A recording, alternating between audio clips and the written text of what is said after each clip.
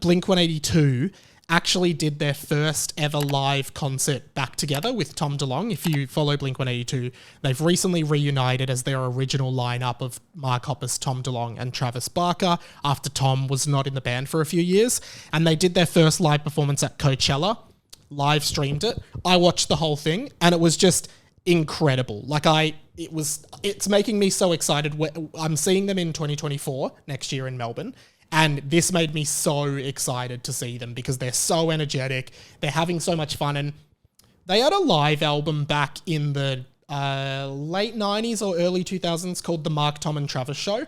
It's one of my favorite live albums ever. Like the banter they have in between songs, because they were just young and goofy and would say like really dumb sexual humor and just really stupid shit. One of them pretends to be Satan and puts like a voice filter on the mic. Really funny album. Like it's almost a comedy album as much as it's a live album, and it's a really popular album in the Blink-182 fandom. And this concert at Coachella was just genuinely such a joy to watch because they just seemed so into it. Hi, we're Blink-182. I'm not tired. Welcome to Coachella 2023. It was just like, and they played so many of their hits. And they sounded so good. They played their new song, Edging, which is the first song with all of them back together.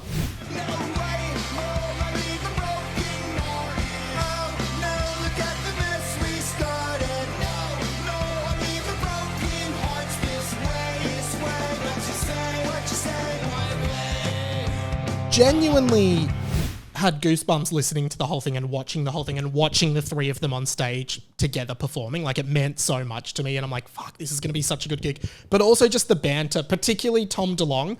I realize Tom DeLonge is the raspy kind of very Southern Californian singer with like the real twangy voice, like that guy who everyone loves. And last week on the show, you might have noticed that I talked about the Dalai Lama. Well, Tom DeLonge at this Coachella event in front of thousands of people also had a take on the Dalai Lama as well.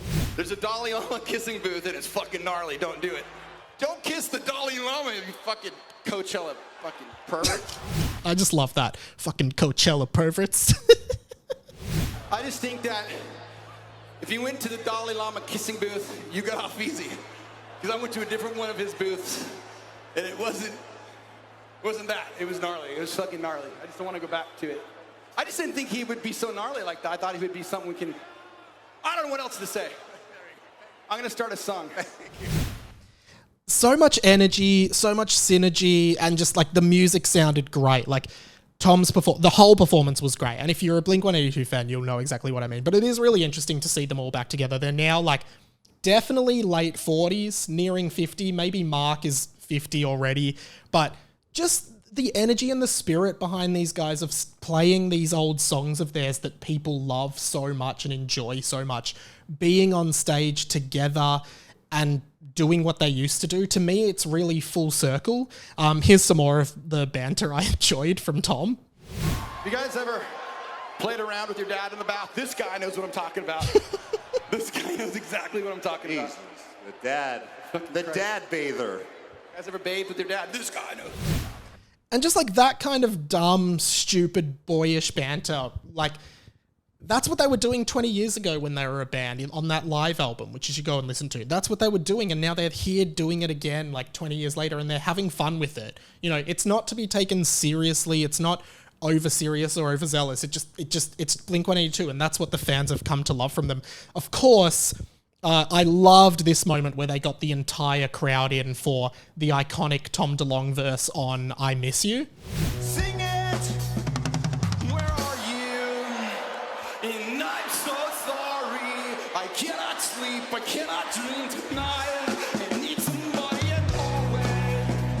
This sick, strange darkness comes creeping on to every time. I always wonder how that must feel for an artist or a musician to, you know, genuinely, like I look at a lot of bands and maybe Blink-182 is a good example, but you look at just say, I don't know, like a song like All the Small Things, which might be one of their most commercially viable and successful songs. And you just think like, or even go more grass, like Damn It, one of their other, you know, I guess this is growing up.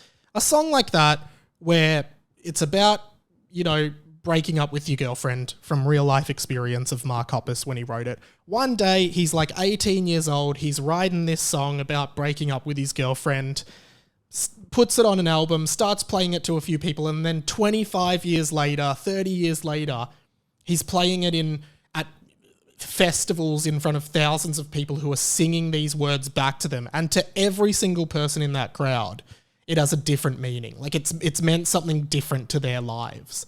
And I just wonder, like, yeah, when you write a song like that, when you write like a Wonderwall or a Time of Your Life or one of those big songs, and then you go and perform it and there's an entire crowd of thousands of people around the world who are singing it back to you, how that must feel, knowing that one day you just sat down and wrote that on your guitar. Now everyone in the world knows it. Like even songs like Piano Man, Bohemian Rhapsody, like performing them back and seeing how much they've touched people and meant to people is just, I don't know, I think that must be such a remarkable feeling for people to feel.